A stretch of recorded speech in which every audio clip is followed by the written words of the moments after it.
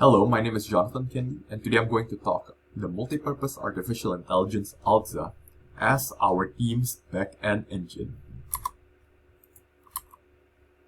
Why the name ALZA? It's actually very simple. It's an abbreviation based on our team member's name, Ankit, our business analyst, Dexon Lin as our back-end developer, me, Jonathan, as a data scientist, Xiao Shen as a front-end developer, and the last A would be artificial intelligence.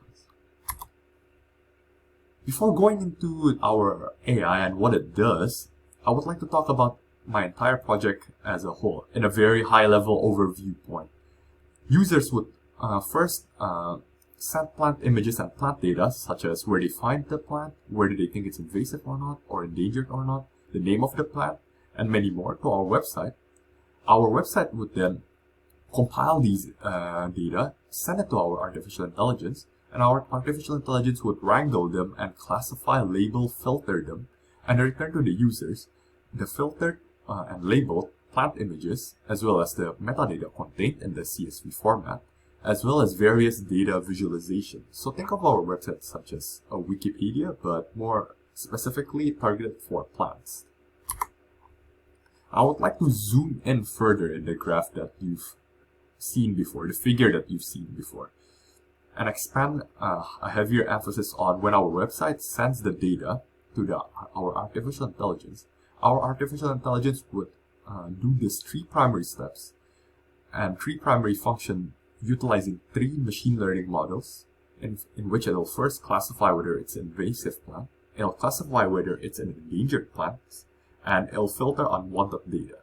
After all of these are done, the data will then be compiled again, it'll be filtered, and it will be labeled appropriately, and it will be sent to a user, as well as the data visualization generated from the artificial intelligence. When I said filter, how exactly does ALZA filter the data?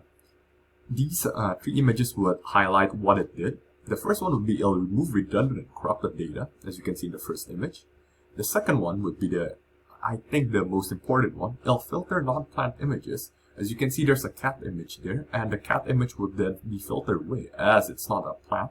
And the third one would be it'll remove duplicate images. This would be done to remove excess data and would keep our database efficiency at its best.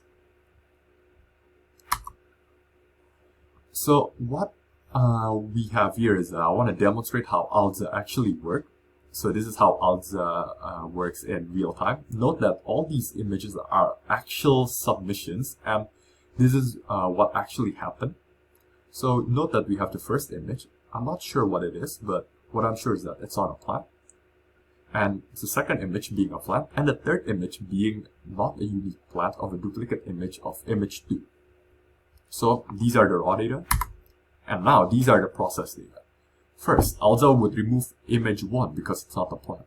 ALZA would then remove image 3 because it's not a unique plant.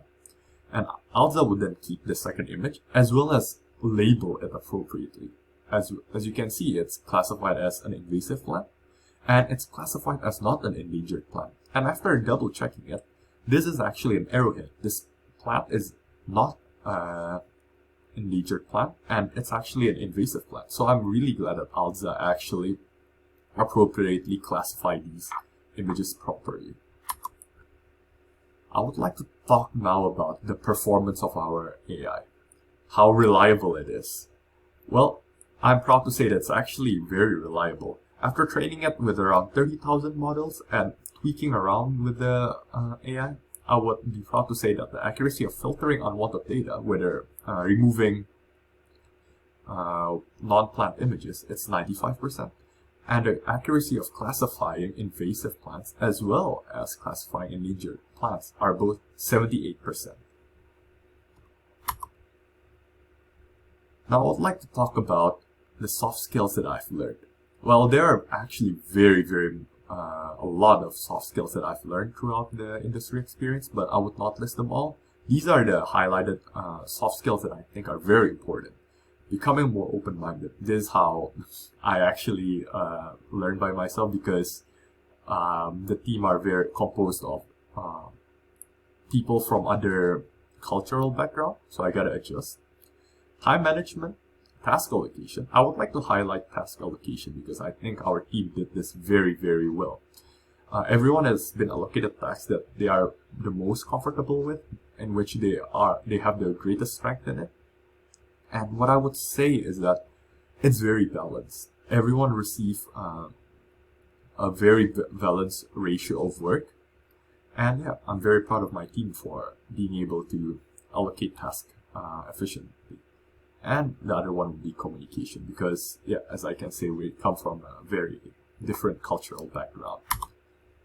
Technical skills learned. I've learned web development. I'm not supposed to learn this in my master's degree, but because I need this to create a website, I actually learned this from my fellow teammate. So thanks a lot for them. And several machine learning frameworks to prototype our artificial intelligence, primarily Keras, TensorFlow, PyTorch, as well as H2O. And which, at the end of the day, I would probably only use Keras as well as TensorFlow for building the machine learning model. And the other one would be file transfer protocol, in which it's a method to access data from the website to our local system, as well as the other way around. Technology used.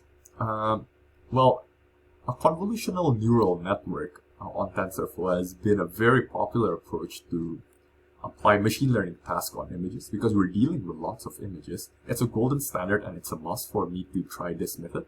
And after testing the accuracy and performance, this yields the highest performance. So as you can see, it's actually just a very standard neural network architecture in which it processes the image of a cat and conducts several pre-processing, and the output of it would be whether it's a cat or not. It'll try to predict whether it's a cat or not. Learning experience. Well, the learning experience has been fantastic. I've been blessed with such a very supportive mentor, and I wouldn't come this far without set mentors, and I would have didn't come this far without the support of my teammates. They are all have been very fantastic. Working with them has been such a joy.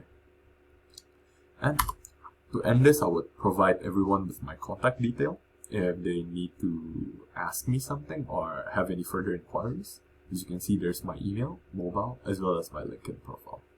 So I think that's about it. Thank you for listening.